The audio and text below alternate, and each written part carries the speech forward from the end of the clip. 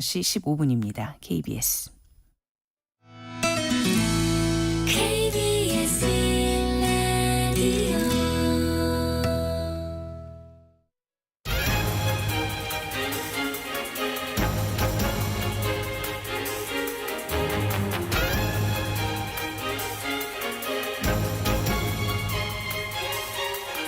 라디오 오늘 아침 일라디오.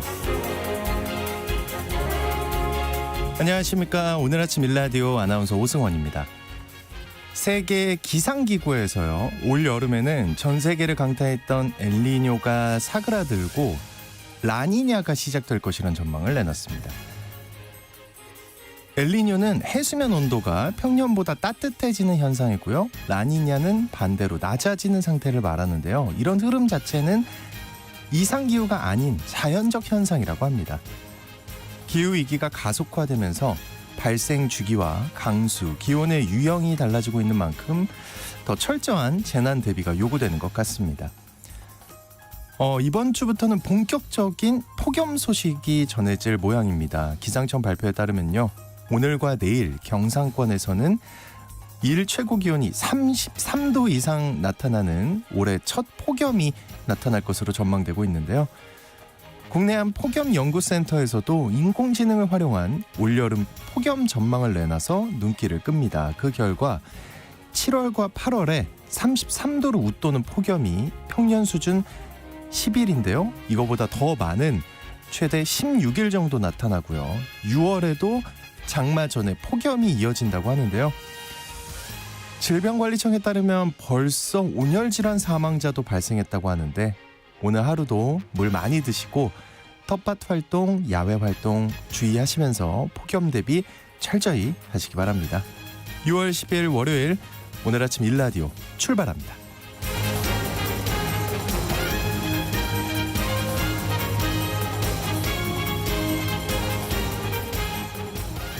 오늘 아침 일라디오, 이 시간은 물론 KBS 일라디오의 모든 프로그램은 유튜브 KBS 일라디오 공식 채널이나 모바일 콩 어플리케이션을 통해 실시간으로 함께 하실 수 있습니다. 매주 월요일 이번 주 농작업 정보 시간 준비되어 있고요. 건강의료 처방전 시간에는 치료에 쓰이는 방사능 의약품에 대해 알아보겠습니다.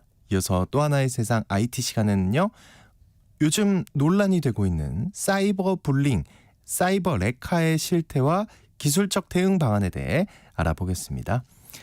자, 청취자 여러분들 참여할 수 있는 퀴즈 드릴게요. 오늘은 음력 5월 5일 이 명절인데요.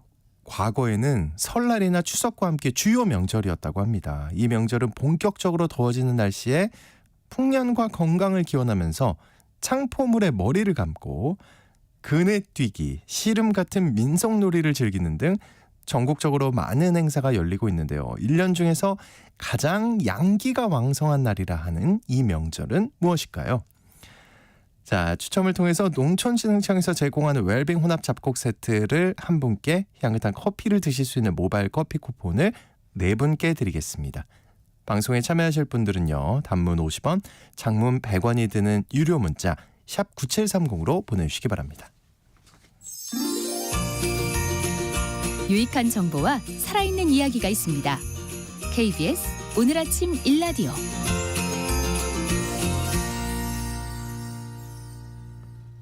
한 주간 농가에서 알아둬야 할 주요 농작업 정보를 전하는 시간입니다. 실제 장미 꽃잎과 똑같은 향기를 가진 식물세포 배양체를 개발하는 데 성공했다는 소식이 있는데요. 이 소식을 비롯한 주요 농작업 정보도 알아보겠습니다. 농촌진흥청 대변인실의 정병진 농촌지도관님 전화 연결되어 있습니다. 안녕하십니까?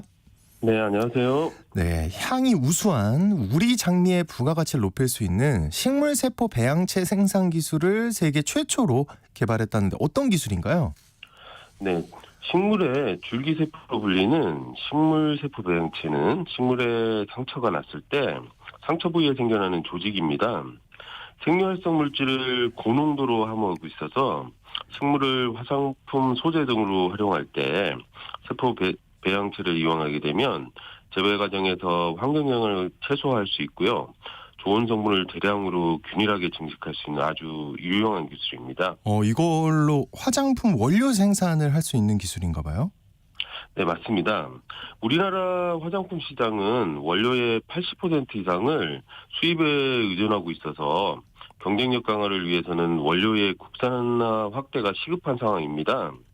최근 식물세포 배양체에 대한 수요가 증가하고 있어서 이에 대한 기술 개발이 절실한 상황이었는데요. 그래서 농촌진흥청에서는 자원 출처가 명확하고 향기가 우수한 우리나라 장미 품종을 활용해서 화장품 소재화 기술 개발 연구를 시작해서 네. 관련 기술을 개발하게 되었습니다. 이 기술이 특별한 이유가 있나요? 네, 세계적으로 장미세포 배양체 연구가 이루어지고 있지만 실제 꽃잎과 동일한 향기까지 온전히 보존하면서 세포 배양에 성공한 것은 이번이 처음이라고 할 수 있습니다. 이번 성과는 국제학술지인 플랜트에도 실려서 학술적 성과로도 인정받았습니다. 네, 이런 좋은 기술이 빨리 화장품 원료 생산에 활용이 돼야 될 텐데요. 맞습니다. 네, 농촌진흥청에서는 세포 배양체 12종을 증식한 뒤에 생물 자원으로 활용할 수 있도록 한국생명공학연구원에 기탁을 했고요. 피부 효능과 효과 분석을 마친 꽃잎 세포 배양체 2종을 공동 연구를 수행한 기업과 함께 화장품 소재로 특허 출원을 했습니다. 그리고 관련 업체에서는 꽃잎 세포 배양체를 대량 증식한 뒤에 여기서 나온 화장품 원료 추출물을 반제품이나 완제품으로 만들어 판매할 계획입니다. 네, 앞으로도 유익하고 또 좋은 기술 많이 개발해 주시기 바라겠습니다. 그리고 이번 주 농업기상 정보 어떤가요? 네, 이번 주는 전국이 대체로 맑겠지만 오늘은 내륙 중심으로 소나기 소식이 있습니다. 아침 기온은 17도에서 21도, 낮 기온은 25도에서 34도로 평년과 비슷하거나 조금 높겠습니다. 하지만 지상의 낮 기온이 30도 이상 오르면서 대기가 매우 불안정해져서 내륙을 중심으로 곳곳에 소나기가 내릴 가능성이 있다고 합니다. 항상 최신 기상 예보에 관심 가져주시기 바랍니다. 네. 자, 이번 주 농가에서 실천해야 할 주요 농작업 정보 알아볼게요. 먼저 벼농사인데요. 모내기는 이제 거의 끝나가고 있나요? 네, 모내기는 전년과 비슷하게 진행되고 있는 것으로 보이는데요. 대략적으로 전국 90% 내외 진행되고 있는 것 같습니다. 이모작지대를 제외한 전 지역이 이번 주 중에는 완료될 것으로 예상이 됩니다. 네. 모내기 하는 시기가 늦은 이모작 지역에서 모내기 할 때 주의해야 할 사항 어떤 게 있을까요? 이모작지대에서의 모내기는 고온 시기에 이루어지기 때문에 고온으로 매 상태가 안 좋을 수 있습니다.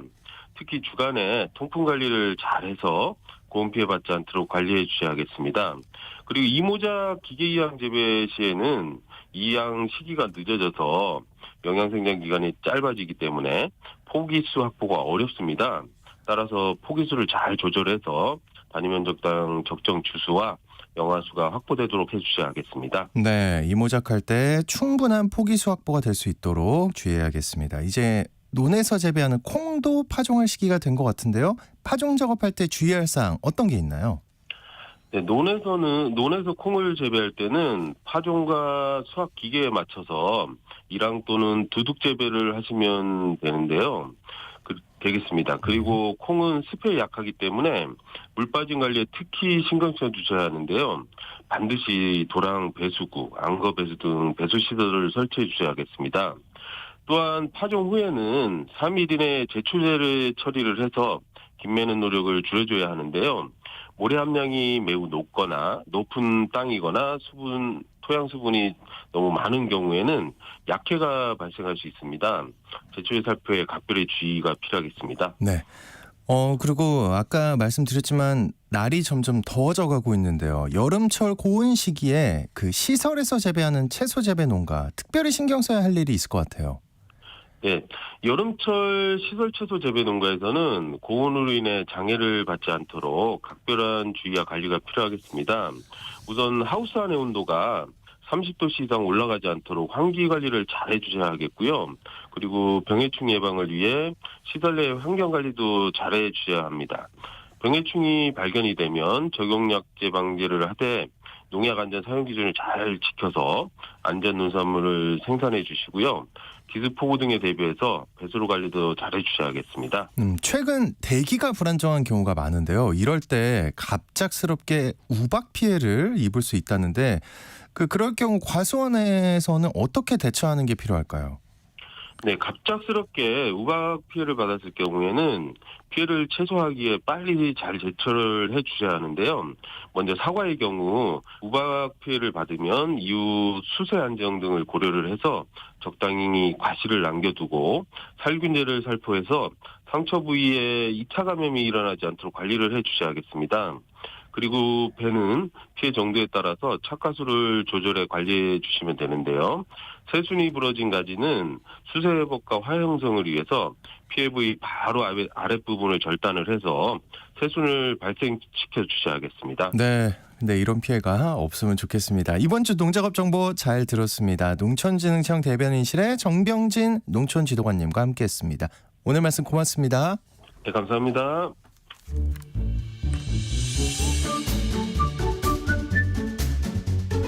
아침을 여는 기분 좋은 습관. KBS 오늘 아침 일라디오.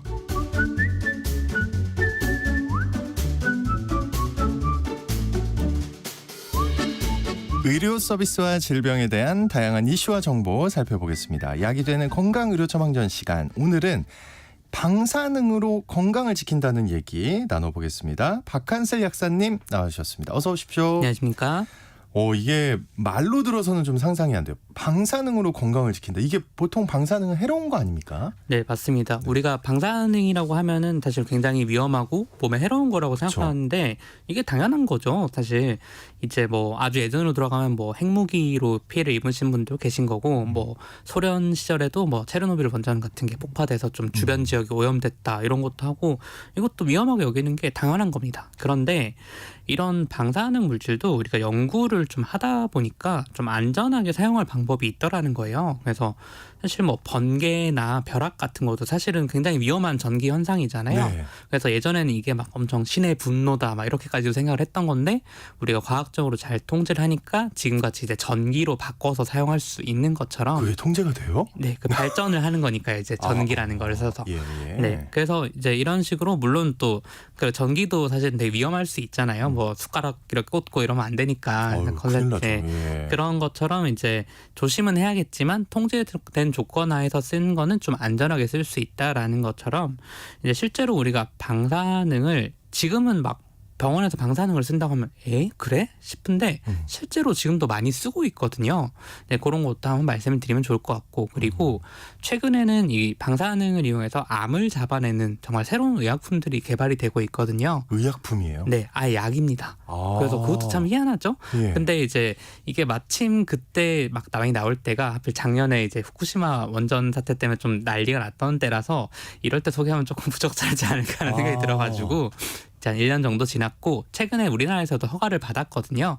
그래서 소개를 한번 드리면 좋을 것 같아서 준비를 해봤습니다. 그러니까 이미 의학 분야에서는 방사능을 굉장히 많이 활용하고 있는 거네요. 네, 사실 우리가 그렇게 방사능을 쓴다고 이렇게 인식을 못해서 그런데 건강검진은 다들 받으시잖아요. 네, 그럼요. 네, 건강검진 받으러 가면은 이제 엑스레이 찍죠. 사실 엑스레이도 이 방사선의 일종이거든요. 뭐 이거는 많이들 아실 것 같은데 이게 얼마나 해롭냐라는 거는 별로 잘 모르시잖아요. 그래서 엑스레이가 해롭습니까? 엑스레이도 정말로 해롭습니다. 왜냐면 방사선이기 때문에요. 방사선이라서 이제 여성분들은 아마 이런 경험이 있으실 수 있는데 가임기 여성분들한테는 엑스레이 촬영 전에 항상 여쭙습니다. 혹시 임신을 하셨거나 임신했을 가능성이 있으신 것 같냐? 그래서 확인을 해보고 아니면은 촬영을 못 해요. 왜냐하면 태아한테는 그 엑스레이 촬영하는 정도로도 굉장히 좀 악영향이 올 수가 있기 때문에 사실은 사람한테도 좋은 게 아니라는 거죠. 그런데 이 해로운 걸 왜 굳이 찍냐라고 하면은 사실 다른 대안이 없어서 그런 거거든요. 이제 옛날 속담에 이제 10길 물 쏘고 날아도 한 길 사람 속은 모른다. 이런 얘기가 있는데 물론 이거는 속마음을 알기가 어렵다는 얘기긴 하지만 우리가 물은 이렇게 보면은 속이 보이잖아요. 그렇죠.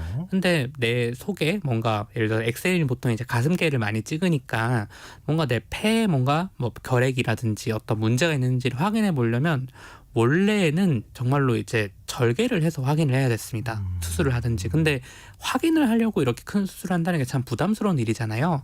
그런데 이 방사선들은 사람 조직을 뚫고 지나가는 이런 성질이 있기 때문에 그걸 통해서 우리가 내부를 간접적으로나 이렇게 볼 수 있기 때문에 정말 어쩔 수 없이 감내를 한다고 생각하시면 될 것 같고요. 조금 몸에 안 좋은 네. 부분이 있지만 이제 좋은 게 있어서 넘어가는 네. 거다. 예. 그런데 이제 이거를 엑스레이로 그냥 이렇게 찍으면 보통 뭐 팔 부러졌다 이러면 이렇게 해서 팔 부분만 이렇게 수평으로 찍죠, 사진을. 네, 맞아요. 막 이렇게 특유의 각도가 있나 봐요. 네. 그래서 조금 이렇게 하세요, 저렇게 하세요 하면서 이렇게 맞추더라고요. 네, 그 각도를 맞춰서 찍는데 사실은 이렇게 하는 게 약간 한 번 그렇게 해서 좀 부족하다. 그래서 이거를 좀 입체적으로 약간 수직적인 단면으로 쫙 이렇게 보면은 훨씬 더 확실하게 알 수 있지 않겠냐 이런 생각을 또 하신 거예요. 그래서 그러면 그렇게 수직으로 사람을 좀 찍어보자라고 해서 개발된 게 바로 CT입니다. 우리가 보통 이제 그런 진단 받으러 가면 뭐 CT 찍었다 촬영했다 이런 얘기를 하시는데 네. 그게 사실은 엑스레이를 한 수백 장 찍는다 이렇게 생각하시면 돼요. 그럼 몸에 더 안 좋겠네요. 그렇죠. 이게 네. 그래서 사람들이 좀 오해를 하시는 게 네. 이제 뭐 교통사고 나서 그럼 무조건 CT 찍어? 아니면 뭐 건강검진 할 때 이제 항목이 있으면 그럼 CT 한번 찍어야지 약간 이렇게 뭔가 엑스레이보다는 네. 뭔가 더 좋은 것 같고. 네, 예. 그래서 찍는데 사실은 그 엑스레이 수백 장 찍는 것처럼 방사선에 노출이 되는 거기 때문에 이거를 막 매년 한다든지 아니면 너무 자주 하는 건 당연히 좋은 게 전혀 없고요. 그 정말로 그렇게까지 해서라도 뭐 암을 발견한다든지 이런 걸 하기 위해서 쓰는 거라고 유해성을 감당하는 거다 이렇게 생각하면 되는데 이 CT 촬영은 여기 한 가지 더 해로운 게 더 들어갑니다. 뭐냐면 이제 조영제라고 해서요. 저거 먹어봤어요. 네. 근데 그 주사로도 맞고. 주사로도 예. 맞고 먹기도 하죠. 예. 근데 그 조영제 성분이 방사성 물질인 거 아셨나요? 몰랐죠. 아마 테스트하고 약 주고 그러던데. 네. 그래서 예. 그거를 혈관으로 방사성 물질을 바로 주입을 하는 거거든요. 전 이제 좀 먹을 때요. 약간 뜨거운 느낌? 예, 이런 게 맞습니다. 있어요. 그럼 예. 화끈화끈한 느낌이 들고 그럴 건데 네. 이게 혈관으로 바로 그런 걸 넣으면 엄청 위험한 거 아니냐. 방사성 물질 먹어도 안 좋다던데 요것도 이제 보통 우리가 방사성 물질이라고 하면은 막 보통 뭐 어디 지역에 방사능 오염이 일어났다 하면은 뭐 몇십 년, 몇백 년까지 간다더라. 그렇죠. 요런 인식이 있어서 그런데 맞긴 합니다. 실제로 네. 그런 위험한 것도 맞는데 모든 방사성 물질이 그렇게 오래 가지는 않아요. 수명이 다 다르거든요. 예. 그래서 우리가 그런 조영제로 맞는 그런 방사성 물질들은 보통 2시간 정도 지나면 세기가 반으로 줄어듭니다. 그리고 2시간 지나면 다시 또 반으로 또 줄어들고 반에 반이 줄고. 네. 예, 그리고 예. 몸 밖으로 나간다 한 20시간 정도? 그러니까 하루면 그냥 나가기 때문에 요 정도면 그래도 뭐 감내할 만하다라고 하는 거고요. 그래도 뭔가 방사능 깨림칙하게 이렇게 그 혈관에 왜 넣냐? 그럼요. 이것도 네. 이유가 있습니다. 음. 이제 우리가 CT를 찍어서 사진 같은 거 보신 분이 계실지 모르겠는데 아니면 뭐 의학 드라마 같은 데서 보면 뭐 어떤 엑스레이 사진 같은 걸 보고 의사 선생님이 여기 하얗게 보이는 게 암입니다. 이런 거 막 해주시죠. 예. 근데 그 암이 왜 하얗게 보일까라는 거가 조영제 때문이거든요. 네. 암세포는 이제 혈관이 되게 많습니다. 비정상적으로. 그런데 혈관으로 우리가 조영제를 맞으면 얘가 피를 따라서 움직이기 때문에 혈관이 많은 조직 근처에 가면은 하얗게 그렇게 빛나게 돼요. 조영제 물질이 글로 많이 가는 거군요. 맞습니다. 예. 그래서 이거를 만약에 안 넣고 그냥 찍으면 그냥 시커멓게 보이거든요. 그러니까 기왕 엑스레이 수십 장, 수백 장 찍는 정도의 그런 유해한 효과를 내는 CT를 찍을 거면 좀 더 해당도가 높게 암을 식별할 수 있게 하기 위해서 이런까지 맞는다 이렇게 생각하시면 되고요. 이런 식으로 진단용으로는 이미 방사선 약품이 굉장히 많이 쓰이고 있다. 그런데 이번에는 암을 치료하는 것도 나왔다는 게 중요한 겁니다. 그러니까 지금까지는 이제 진단용으로는 많이 썼는데 그걸 하나 뛰어넘은 거네요. 치료용이 됐다는 거. 맞습니다. 예. 그러니까 이제 우리가 좀 생각의 전환을 한 건데요. 방사성이 인체에 해롭다. 이건 다들 아시죠? 그러면 어떻게 이 해로운 성질도 어떻게 써볼 수가 있지 않을까? 좀 이상하게 들릴 수 있는데 네. 근데 사실 우리가 뭐 몸에 좋은 거 먹기도 바쁜데 해로운 걸 어떻게 좋은 뭐가 있겠냐. 그러게요. 예. 근데 제가 잘 생각을 해보니까 암세포는 해롭게 해야 되잖아요. 우리가. 그렇죠. 몸 안에 있는 건데 걔를 괴롭혀야죠. 그렇죠. 그래야지 걔들이 없어지니까. 그렇죠. 그러니까 암세포한테 방사성 물질 한번 먹여보자. 잘 전달을 해서 그럼 이제 우리 약간 유도 미사일에 폭탄 달아서 던지듯이 그렇게 전달을 할 수 있지 않겠냐 이런 생각을 한 거예요. 그리고 실제로 성공을 했습니다. 그러니까 한마디로 표적을 하는 거네요. 맞습니다. 암세포한테 딱. 암세포한테만 그 방사성 물질을 전달하면은 얘가 방사선을 보고 으악 하면서 이제 안에서 다 파괴가 되는 거죠. 암세포가. 그래서 이제 가장 오래 사용한 거는 이제 갑상선암인데요. 이게 사실은 우리가 그냥 방사성 물질을 먹으면 이게 암세포로만 갈 이유가 없지 않습니까? 그쵸. 온몸을 그게 다 걱정이죠, 떠도니까. 사실. 예. 그러니까 좋을 게 없는데 이 갑상선은 참 특이한 게요. 요오드를 굉장히 좋아합니다. 왜냐하면 이제 갑상선 호르몬이 요오드로 구성이 되어 있거든요. 그러니까 얘들은 몸에 있는 다른 모든 조직에 비해서 요오드를 굉장히 잘 흡수하는 성질이 있습니다. 그러니까 이제 요오드에다가 방사능을 좀 입혀서 이렇게 넣어주면은 다 갑상선으로만 갑니다, 거의. 그러면 갑상선암이 생긴 분들은 이렇게 방사능 요오드를 먹으면 이게 갑상선으로만 가서 선택적으로 좀 파괴를 하니까 이제 항암 치료를 따로 안 받으시거든요. 그러면서도 이제 암세포는 다 죽일 수 있는 이런 굉장히 큰 효과를 볼 수가 있는 거죠. 지금도 그 효과를 보고 있다는 거죠. 맞습니다. 이거는 꽤 오래 쓰였고요. 네네. 그런데 문제는 이제 이런 방사성 물질을 표적으로 보내는 게 참 어려운 거잖아요. 그러니까 갑상선은 내가 난 이상하게 요오드를 좋아해인 거지. 거기 좀 쉽네요. 네. 얘기 들어보니까. 네. 근데 다른 암들이 나는 이 물질만 먹어 이런 게 잘 없더라는 거죠. 왜냐하면 원래 암세포도 사실은 사람 세포가 바뀐 거다 보니까 이런 걸 못 하고 있었는데요. 요거를 이제 좀 복잡한 기술 얘기만 빼고 그렇게 암세포의 어떤 특이적인 어떤 표면의 그런 단백질들이 있습니다. 그걸 보고 우리가 이제 집 주소 보고 찾아가는 것처럼 그걸 보고 찾아갈 수 있는 물질들을 만들어내기 시작했습니다. 뭐 항체 같은 것들도 있고요. 아니면 다른 뭐 그런 것들도 있는데 이렇게 유도미사일 같이 생체 내에서 유도미사일 같이 작용하는 걸 만들어 보니까 이 뒤에다가 방사능 물질 붙이면 똑같이 되지 않겠냐. 그렇게 해서 됐어요? 성공을 했습니다. 그게 2018년도에 처음 그런 약이 나왔고요. 그다음에 2022년도에도 약이 나왔는데 이것도 사실 뭐 건강을 해치는 거잖아요. 방사능 물질이라는 게. 그런데 아무리 표적으로 전달을 한다고 해도 다른 데 좀 셀 수도 있는 거고. 그렇죠? 그러니까 보통 암에는 잘 쓰기가 어렵습니다. 왜냐하면 다른 항암제도 있고 이미 다른 거 써도 괜찮은데 왜 굳이 방사성 물질 넣냐라는 논쟁이 나오는 거죠.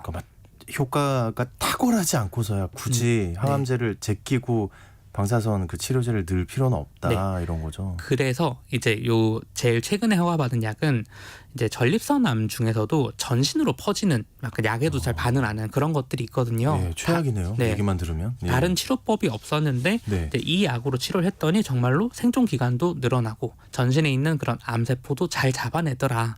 라는 그래서 이제 좀 어렵게 허가를 받은 거고요.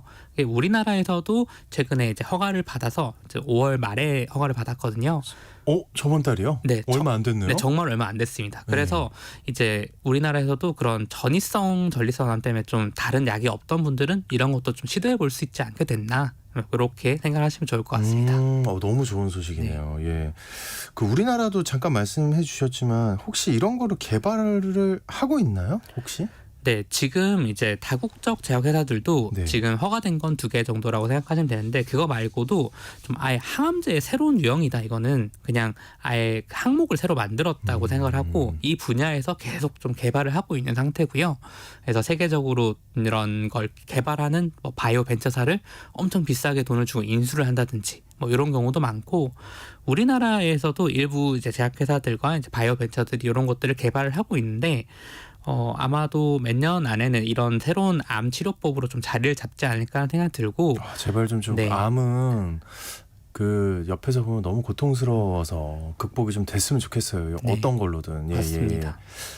그리고 이게 또 하나 다행인 거는 이게 방사성 물질이다 보니까 원자력 발전소 같은 곳이랑 협력을 해야지 만들 수가 있거든요. 그래서 우리나라는 그런 데서 조금 더 강점이 있지 않나. 우리나라 원전들이 있으니까 이제 그런 데서도 조금 좋은 게 있고 이게 사실 우리가 방사능이나 이런 거 하면 이제 곧장 드는 생각은 굉장히 거부감과 건강에 해롭다는 생각은 드는데 이게 이렇게 잘 사용하면은 이렇게 치료 효과도 볼 수 있다는 걸 이해하시면 이제 만약에 나중에 이런 약을 처방한다고 해서 방사능을 무슨 어떻게 이렇게 생각하지 마시고 우리가 임상시험 통해서 다 확인을 한 거니 좀 안전하다는 믿음을 갖고 사용하시면 좋을 것 같습니다. 네, 좀 뭔가 오늘 희망적인 얘기를 들은 것 같아서 잘 개발됐으면 좋겠습니다. 자, 오늘 건강으로 처방전 시간 방사성 의약품에 대해서 알아봤습니다. 박한슬 약사님과 함께했습니다. 오늘 말씀 고맙습니다. 감사합니다.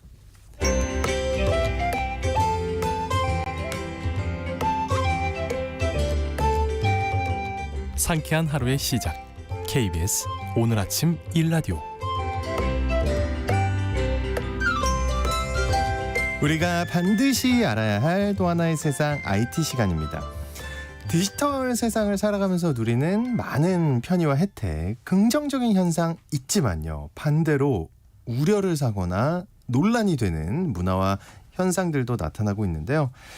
요즘 언론에 자주 오르내리는 말이 있죠. 사이버 레카다, 사이버 불링이다, 이런 용어들이 있는데 일단 이 용어들이 뭔지 좀 알아보고요. 이 용어들이 담고 있는 문제에 대해 살펴보겠습니다. 히든브레인 연구소의 송태민 소장님 나오셨습니다. 어서 오십시오. 네, 안녕하세요. 저 근데 되게 많이 듣긴 했는데 네네. 사실 그래서 누가 저한테 만약에 물어본다고 치면 사이버 불링이 뭐예요? 사이버 레카가 뭐예요? 하면 제대로 말은 못하겠어요. 사이버 불링은 한마디로 온라인상에서 집단 괴롭힘. 불링이 괴롭히다 이런 네네. 뜻이니까. 그래서 온라인에서 이제 집단 따돌림한다, 괴롭힘을 한다라는 게 사이버 불링인 거고 네. 그런 불링을 하는 사람들을 사이버 레카다라고 보면 또 될 것 같습니다. 사이버 레카는 또 네, 원래는 이것도 이제 착각은 견인하는 거 맞아요. 그래서 이제 견인 그러니까 나쁜 것들이나 혹은 뭐 거짓을 가지고서도 이제 사람들한테 선동한다. 그럴 때도 이제 뭔가 그런 걸 끌고 간다라고 해가지고서 사이버 레카라는 말을 한 2020년도부터 이제 새로 생긴 신조어라고 보시면 될 것 같아요. 근데 그 아까 사이버 불링 있잖아요. 네네. 이거 뭐 연예인들한테만 해당되는 거 아니에요? 기본적으로는 좀 사이버 레카라고 하는 사람들은 네. 뭐 유명인이라든지 인플루언서들이 주 타겟인 거고, 근데 그 외에도 뭐 자극적인 콘텐츠를 제작해서 높은 조회수를 얻고자 하는 목적이 좀 큰 거죠. 그럼 되게 많이 본 것 같은데. 맞아요. 그래서 그런 최근에는 거. 사실 예. 이제 과거 뭐 범죄를 저질렀던 사람들한테 다시 이걸 복수하겠다. 우리가 이제 사법이 나라에서 해결을 못하면은 우리가 해결하겠다. 법은 너무 약하다. 네, 뭐 예. 그러면서 갑자기 나서는 사람들이 나타나기 시작한 거죠. 이런 것들도 사실 보면은 굉장히 자극적인 류잖아요. 네, 그렇다 보니까 이제 어떻게 보면 우리의 영웅인가 이런 착각 속에 빠지면서 사람들이 더 많이 관심을 갖고 보게 되는 이런 부분들도 분명히 존재하는 것 같아요. 저 어제 네네. 아이고 말씀이 나와서 말인데 네. 한껏 봤는데 네. 그런 영상. 맞아요. 요즘 약간 계속 사이다 추천해주잖아요. 그리고 약간 네. 속 시원한 느낌도 솔직히 있던데요. 네. 네, 저는 좀. 근데 보면서도 약간 이런 생각 들잖아요. 근데 이 내용이 진짜일까? 가짜일까? 만약에 저는 센 네. 강도의 그런 영상은 아니었어요. 근데 요즘은 네. 이게 뭐 특정한 사람을 뭐 모자이크 처리하거나 이런 게 아니라 그냥 대놓고서 이 A라는 사람이 어디 회사에서 일한다. 뭐 이런 것까지 이제 다 얘기를 하는데 예. 이거 전체가 뭐 진짜일까 가짜일까부터가 이제 걱정이 되는 거고 특정한 사람을 잘못해서 이제 지적했을 때는 온라인 세상에서 누구나 볼 수 있는 거니까. 그렇죠. 네, 그렇게 하면 또 공격 대상이 또 될 수 있다 보니 조심할 부분이 필요하다. 여기서는 또 중요한 게 또 이제 이런 거가 되겠죠. 네. 익명성이잖아요.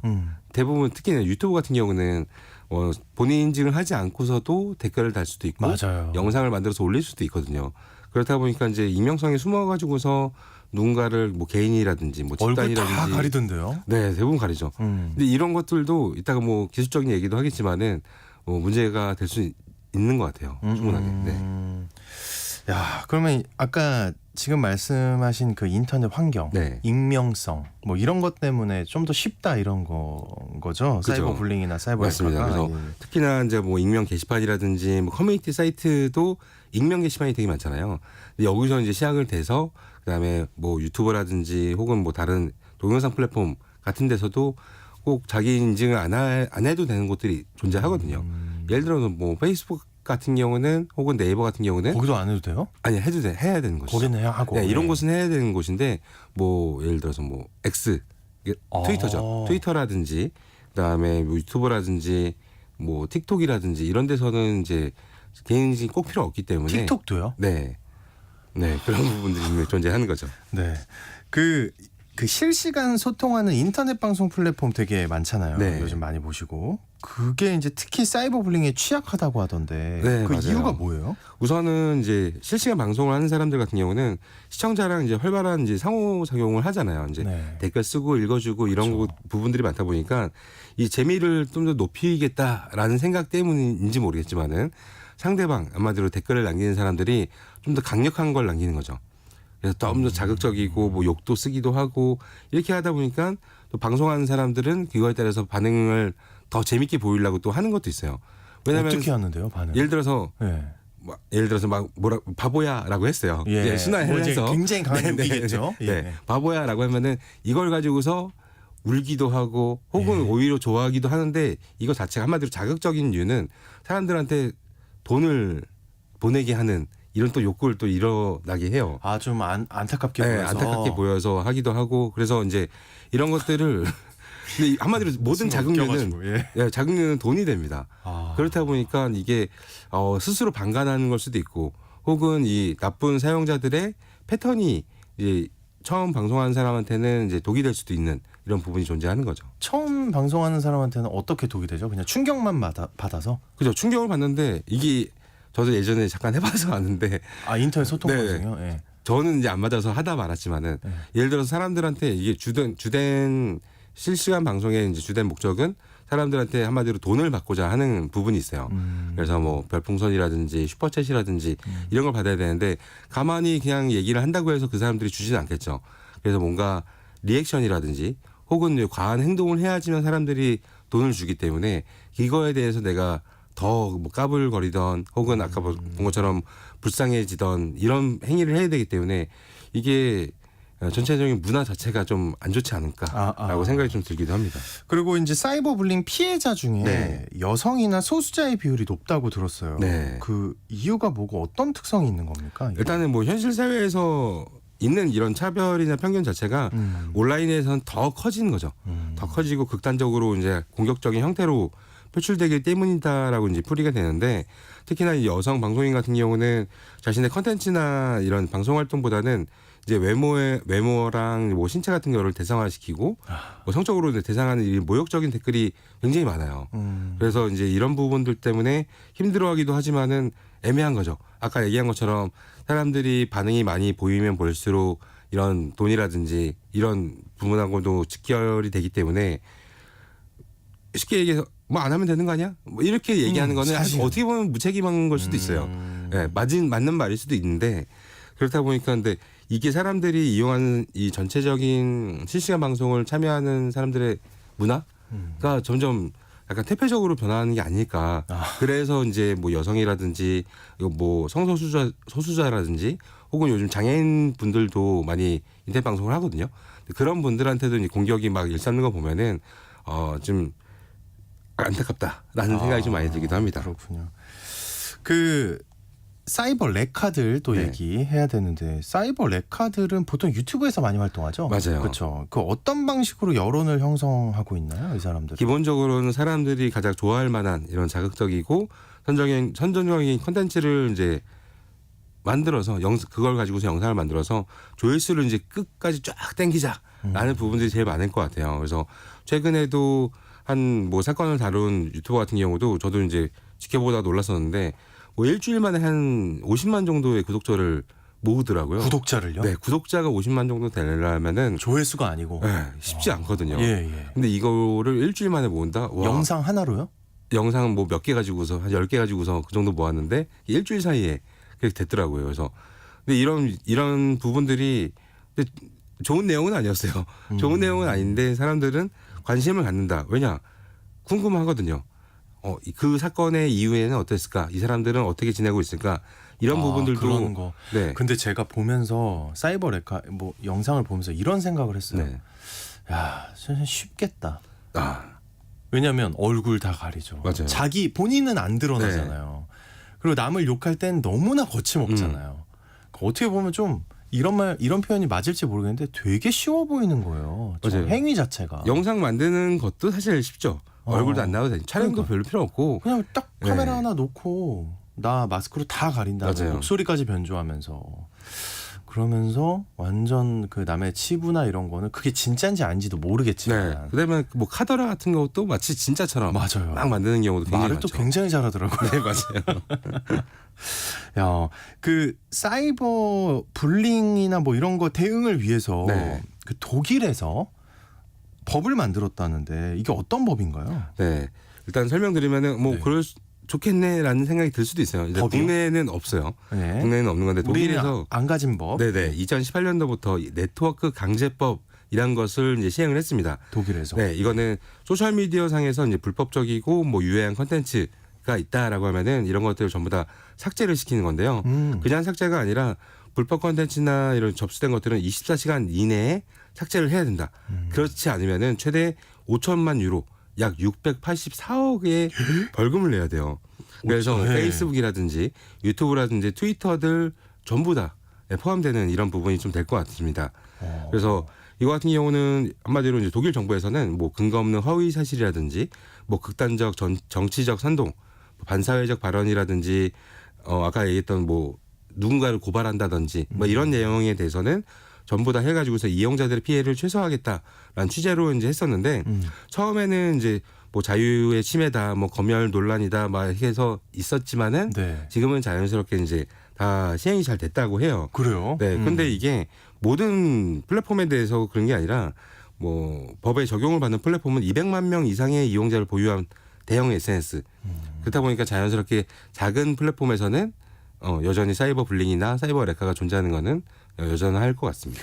아니 그래도 그게 어딥니까? 네, 맞아요. 저는 은근히 부러운데요. 왜냐면 이거 너무나 사람들이 약간 심하다 싶을 정도로 네. 말도 안 되는 얘기들을 만들어내고 또 맞습니다. 이제 그런 걸 보는 분들은 계속해서 그쪽 흐름으로 계속 그 영상이 뜨고 이러니까 네. 또 보고 네네. 이렇게 되잖아요. 그러니까 완전히 막 믿고 있던데 저 안타까운데 우리도 좀 이런 걸 했으면 좋겠는데. 맞아요. 예. 사이버 불링을 예방하고 차단하기 위한 좀 그런 법적인 거 말고 네. 기술적으로는 어떤 게 방안이 있나요? 방안 말한 것처럼 그냥 네. 방안이에요. 방안인 거고 실제로 하고 있진 않은 부분들을 제가 좀 설명을 드리려고요. 왜냐하면 국내에서도 사실 제일 많은 피해가 있는 게 유튜브 관련된 피해인데 그렇겠죠. 유튜브는 이제 미국 회사다 보니까 국내에서 뭐 어떻게 할 수가 없다라는 얘기가 제일 많죠. 근데 그- 독일 말은 듣네요. 그러니까요. 특히나 독일뿐만 아니라 사실 대부분의 유럽 쪽에 유럽. 있는 말은 대부분 듣죠. 이거는 네. 사실 애플사에서도 충전 맞네요. 그 선도 바꾸는 것처럼 이게 그래서 네. 공동으로 이렇게 손을 합쳐서 네. 하는 게 확실히 잘 먹히나 봐요. 맞습니다. 예, 예. 근데 일단은 음. 이 기술적 방안으로는 뭐가 있을까라고 이제 고민을 해봤더니 뭐 사이버 불링 같은 경우는 제일 큰 문제가 초반에 얘기했던 이 익명 문화였어요. 익명 게시판이라든지 익명 영상 같은 경우도 이제 문제가 될 수 있다. 왜냐하면 그 익명성이 숨어가지고서 나쁜 맞아요. 짓을 하는 그게 것이니까. 좀 문제예요. 예. 네. 그래서 앞으로는 뭐 플랫폼에서 뭐 회원가입이라든지 뭐 게시물 작성할 때도 본인 인증을 철저하게 한 다음에 하는 게 좋지 않을까라는 생각이 좀 들긴 해요. 본인 인증. 네, 물론 이제 익명성 표현의 자유 보장 이런 측면에서는 뭐 익명이 물론 이유도 있겠지만은 그래도 이제 이런 익명성 때문에 다양한 문제가 발생하는 것만큼 좀 줄여가는 게 낫지 않을까라고 생각이 들기도 하고요. 저는 네. 익명의 장점을 잘 모르겠어요. 음. 솔직히 이제는. 그러니까 뭐 그죠. 예전에야 좀 자유롭게 얘기할 수 있고 이런 게 있었지만 다 뭐랄까요, 우리가 만들어 놓은 최소한의 규칙이 법이잖아요. 네. 그걸 다 어기고 있으니까 맞아요. 이제는 진짜 장점을 모르겠습니다. 이제. 네, 그다음에 두 번째로는 이제 인공지능의 기술을 고도화시켜 가지고서 지금은 현재까지는 뭐 바보라고 쓰면은 이건 필터링돼서 사람들한테 안 보여진다, 지워진다 이런 게 있었거든요. 근데 그렇게 단순한 단어로만 이제는 안 되는 거죠. 문맥을 이해하고 이 내용 자체가 잘못됐냐 안 됐냐를 인공지능이 충분하게 이제 판단할 수 있거든요. 그래서 이런 것들을 좀 더 빨리 도입하는 게 좋지 않을까라고 생각이 듭니다. 그 플랫폼 차원에서 네. 사이버 불링 방지를 위해 도입해서 인증 시스템이나 네. 공격자 추적 시스템 이런 게 있다고 하는데 네. 그 잘 이렇게 작동하고 있나요? 아니요. 그냥 이게 국내에서는 아니에요? 아무것도 안 되는 게 네. 사실 제일 속상하거든요. 그래서 뭐 연예인들을 최근에 이제 뭐 A라는 연예인을 누군가가 이제 지속적으로 공격을 해가지고서 그 사람을 이제 고소를 하는 데까지가 기간이 1년이 넘게 걸렸거든요. 왜냐면 이게 미국에 있는 회사다 보니까 안 준다면서요? 네. 정보를. 그래서 미국에서 소송해서 이겨야 되는데 이게 쉽지가 않은 거죠. 유럽은 되고 네. 우리는 안 되고. 저도 최근에 이제 변호사 통해서 한번 알아봤었는데 미국 통해서 소송 거는 게 약 물론 사람마다 다르겠지만 약 2천만 원의 돈이 들어간다라고 하더라고요. 그래서 이거 또 소송 자체도 아무나 할 수 되게 없겠구나. 피곤하게 만들어놨네요, 네. 사실. 예. 이런 부분 좀 있어서 좀 아쉽습니다. 이런 부정적인 문제를 좀 해결하기 위해서 네. 어떤 보완이 좀 이루어져야 될까요? 사실 이제 아까 얘기했던 이제 페이스북이라든지 이런 플랫폼 자체가 국내에서 한국에서도 활동할 때는 독일처럼 뭔가 제작은 분명히 필요하다라고 생각이 들기도 하고요. 그다음에 개개인마다 사람들이 이제 이런 문화가 좋지 못하다라는 걸 스스로 좀 더 인식하는 게 그다음에 인식을 위해서 네. 교육을 시켜주는 게 좋지 않을까라고 생각이 듭니다. 네. 또 하나의 세상 IT 시간, 오늘은 사이버 레카, 사이버 불링 등 이 용어에 담긴 현상들 살펴봤습니다. 히든 브레인 연구소의 송태민 소장님과 함께했습니다. 오늘 말씀 고맙습니다. 감사합니다. 오늘 퀴즈 정답은 단어였습니다. 5400님. 네. 굿모닝 단어네요. 행복하세요. 감사합니다. 보내주셨고요. 347 하나님도 정답 보내주셨고요. 3437님 단어 강릉에서 듣고 있다고, 출근 버스에서 기사님이 라디오 틀어주셔서 잘 듣고 있다고. 지금 이렇게 소개된 걸 듣고 있는지 모르겠습니다. 네, 들어주셔서 감사하고요. 7188님도 풍습이 사라진 게 아쉽다. 창포물에 머리 감고 떡해 먹던 옛 선조들의 지혜가 어디로 갔을까요? 유유하고 보내주셨는데요. 자, 중복 당첨 여부 확인 후에 홈페이지에 당첨자 올려놓도록 하겠습니다. 힘찬 월요일 보내시길 바라겠고요. 내일 다시 돌아옵니다. 좋은 하루 보내세요.